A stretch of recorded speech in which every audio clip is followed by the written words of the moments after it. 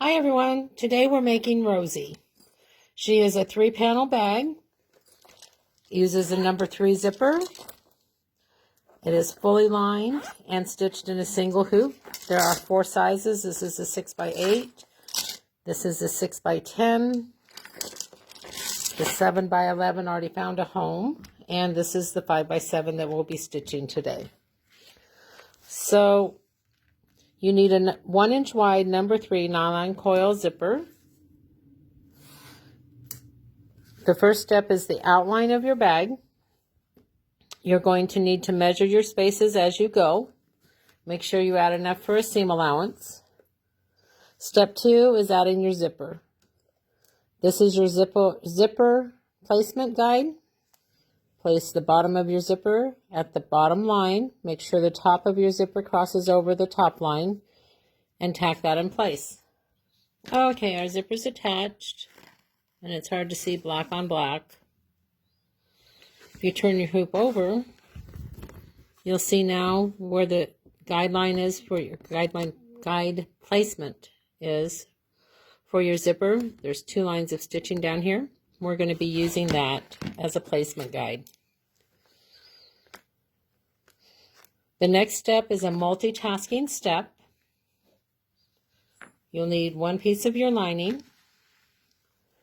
And if you're using a printed lining, make sure the right side is down and the direction is correct, because after we stitch it in a few steps, we're going to pull this down and you're going to want the direction going down towards the bottom of your bag. For now, you want it to go over the top of your hoop. You want to tape that in place.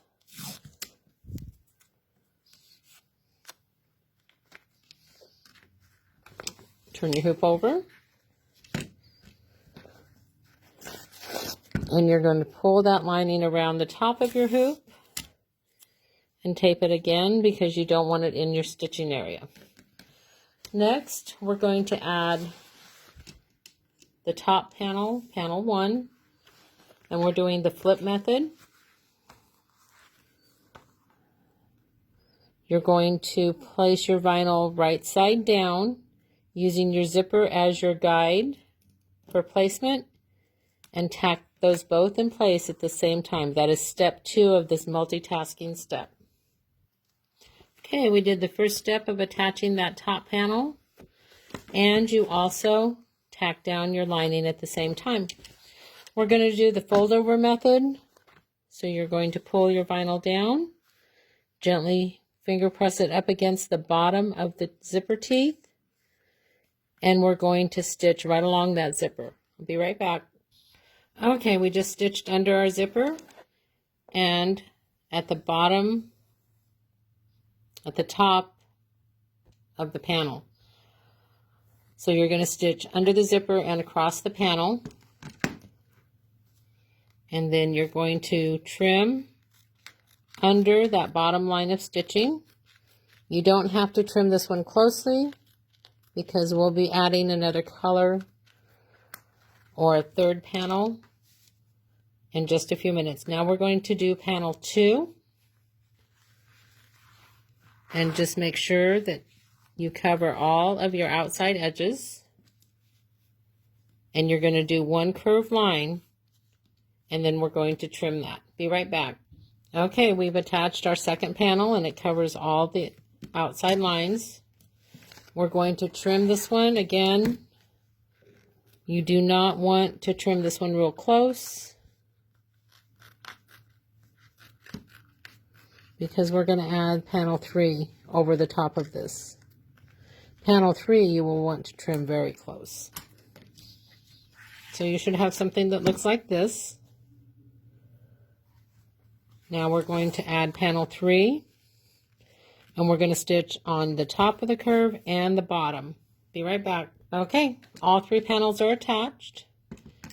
This one we're going to trim closely because we're going to add a satin stitch after we do the design. So trim this one closely, but don't trim your stitches. You want them to be intact. I'm going to finish trimming this and I'll be right back. Okay, I trimmed below the line at the bottom of the bag, above the line at the top of the bag. Next is doing the design. When I built the design, I gave you the option to have one color for the flowers, one color for the leaves, and one color for the skull. I just happen to like it all black, so that's what I'm going to be stitching it as today. But when you get your design, after you open it, you'll see that you have 3 colors in here. So I'm going to stitch Rosie, and I'll be right back. Okay, Rosie's all stitched. Now it's time to bring the lining down that we added a few steps ago. So untape that. Pull your lining down. Tape that in place. And add the second line of stitching under your zipper. So I just completely lied to you.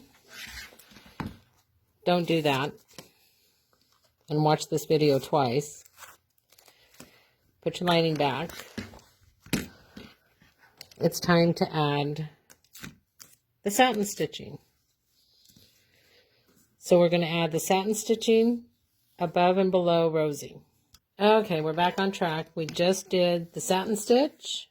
Now we're going to do the accent stitch inside that. Be right back. Okay, so we have our bean stitch with our accent color. Now it's time to pull your lining down. So let's try this again. Working on the back of your hoop, pull your lining down, tape that in place, and run the second line of stitching under your zipper. See you in a minute. Okay, we added that second line of stitching. Now you need your tabs and your D-rings. You can place one on the side, 2 on the top. Move your zipper tab to the middle of your bag. I'm going to tape these in place. I'll be right back. Okay, my tabs are taped in place. My zipper tab is moved to the center of my bag. Now it's time to add the back of your bag.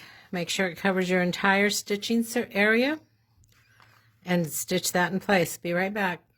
Okay, our back is attached. Now working on the back of your hoop, we're going to add the last piece of lining. If you have a printed lining, right side should be to go. Let's try that again. If you have a printed lining, well, good Lord, right side should be together. You should see the back of your fabric at this point. Tape that in place and run the last stitching step of this design. That is all the stitching steps of this design. Your back should look something like that. You'll turn it twice, once through the bottom at the lining, once through the zipper at the top, and you should have a Rosie bag. Thanks so much. Have a sunshine day.